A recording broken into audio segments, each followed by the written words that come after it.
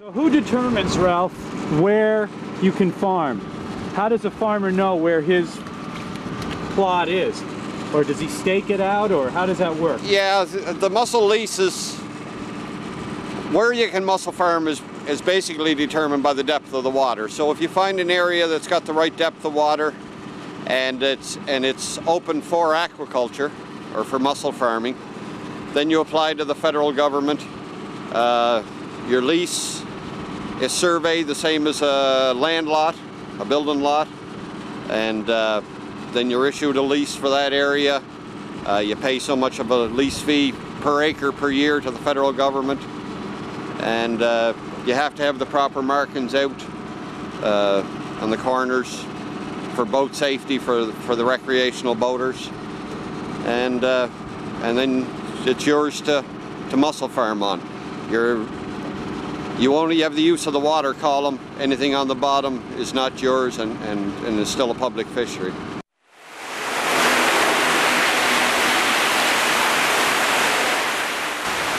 The mussels, the market stuff will come in on the socks now in the containers.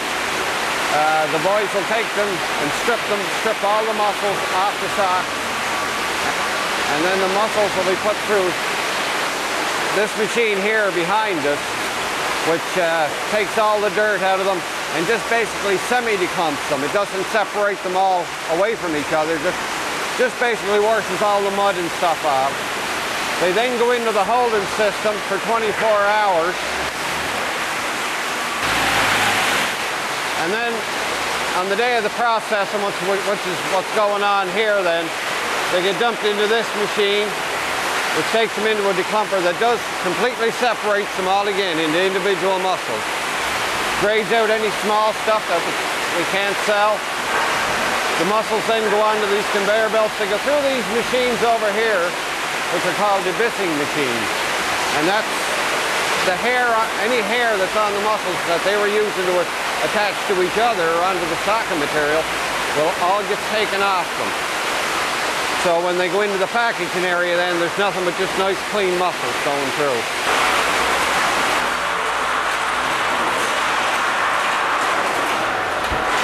Smile.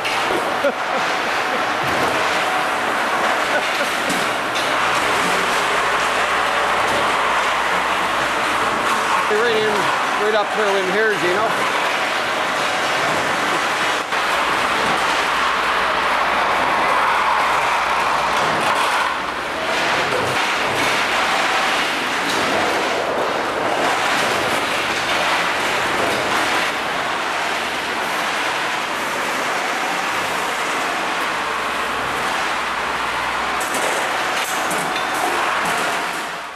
Are you able to keep up with the demand?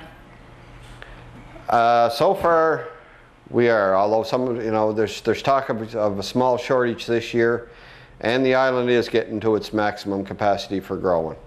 So within a couple of years, the shortage is well in the foresight of what is going to happen, because we've just run out of areas that we can grow more in. So will that bring the price up? We're hoping. If they're properly handled and kept cool, you should have a shelf life of easily 7 to 10 days. And it's just a matter of keeping them cool and damp. Sitting on ice, basically sitting on top of the ice is a great way of keeping them. What's the wholesale price on these things? It depends on where they're going. Anybody that wants to come here and pick them up, they get them for $1 a pound. I could get $1 a pound here? Yeah. You don't can them? No. Do they have a cannery here? Not for mussels, no. No. The live market, it's hard to keep up with, although, and like I say, some are going into frozen products, which is a new thing that's just catching on. But still. What does that mean, frozen? You mean just buying them frozen? No, they take them and they put them into they put them in a bag, vacuum pack the bag, semi-cook them, and then freeze them. And then when the consumer gets them, all he has to do is cook them, throw them in a microwave or in a pot of hot water for 3 to 5 minutes. Open the bag up and he's got his fresh mussels. Now, are people, what are they doing with them mostly? They're just eating them right like they would a clam or they just steam. They just take them home and steam them. Probably throw a little bit of onion in them just to add some flavor to them. And basically Is that how just you eat. like them? Yeah, just a little bit of onion. They're a product that will pick up a flavor of whatever you put in the pot, whether it's wine, onion, celery, and if you like, whatever you like and taste, mussels will pick it up, and you can change the taste a little bit if you like. I'd say this is a good business. It's it's good business. It's been a great industry for the island. It's also been fun. It's a new industry. You can't go to a book and get the instructions on how to do it. It's basically we've had to develop everything ourselves, and so that way it's interesting. It's a great employer on the island. Employs a lot of people, and I wonder, generally not bad working conditions. Not because it's one of the first success stories in aquaculture. Have other people, other shellfish industries contacted you on how?